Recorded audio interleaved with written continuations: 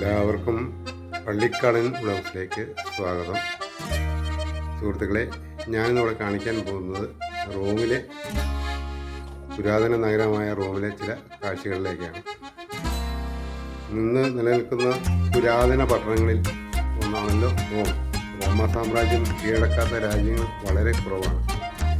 Europe വൻകരയും ആഫ്രിക്കയുടെ വടക്കൻ തീരങ്ങളും തീരദേശങ്ങളും ഏഷ്യയുടെ പടിഞ്ഞാറൻ പ്രദേശങ്ങളും ഉൾപ്പെട്ട വിശാലമായ ഒരു ഭൂപ്രദേശമായിരുന്നു അന്ന് റോമൻ സാമ്രാജ്യത്തിൻ്റെ കീഴിൽ. ആദ്യം കണ്ടത് സെയിൻറ്റ് ആഞ്ചലോ എന്ന ഒരു നിർമ്മിതിയാണ്. പൊന്തിഫിക്കൻ ഭരണകാലത്ത് യുദ്ധമുണ്ടാകുമ്പോൾ സുരക്ഷിതമായിരിക്കുന്ന സ്ഥലം ഇത് ടൈബർ നദിയുടെ തീരത്താണ് സ്ഥിതി ചെയ്യുന്നത്. വത്തിക്കാനിലെ മാർപ്പാപ്പയുടെ വസതിയിൽ നിന്നും 1 കിലോമീറ്റർ ടണലിലൂടെയാണ് ഇതിലേക്കുള്ള പ്രവേശനം. രണ്ടാമത് കാണുന്നത് ഈ ശില്പങ്ങൾ കൊണ്ട് അലങ്കരിച്ചിരിക്കുന്ന പാലത്തിൻ്റെ പേര് പൊന്തെ ഗാർബിബാൽഡി എന്നാണ്. 1807 മുതൽ 1882 വരെ ഇറ്റാലിയൻ ഭരണകർത്താവായ ഗ്യുസപ്പെ ഗാർബിലാനിയാണ് റോമിലെ മാർപ്പാപ്പമാരുടെ അധികാരപരിധിയിൽ നിന്നും മോചിപ്പിച്ചത്. വത്തിക്കാൻ സ്വയം ഭരണാവകാശം കൊടുത്ത് കിങ്ഡം ഓഫ് ഇറ്റലിയുടെ ജനറൽ ആയിരുന്നു. വിക്ടോറിയാമോ റോമ ഹിസ്റ്റോറിക്കൽ ലാൻഡ്മാർക്കാണ് അടുത്തത്.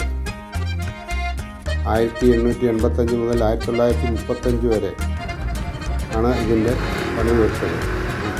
ഇമ്മാനുവൽ സെക്കൻഡ് പണി കഴിപ്പിച്ച ഈ building first king of the unified Italy എന്ന് അറിയപ്പെടുന്നു.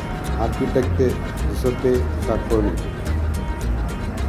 ഇത് യുദ്ധസ്മാരകമാണ്. 24 മണിക്കൂർ ദീപം തെളിയിച്ചിട്ടുള്ള സ്ഥലമാണ്. ധാരാളം കൊത്തുപണികളും ഈ മാർബിൾ ചെയ്തതാണ്. ആധുനിക ഇറ്റലിയുടെ പ്രഥമ രാജാവായിട്ടാണ് വിക്ടർ ഇമ്മാനുവൽ സെക്കൻഡ് സാവോയ് അറിയപ്പെടുന്നത്.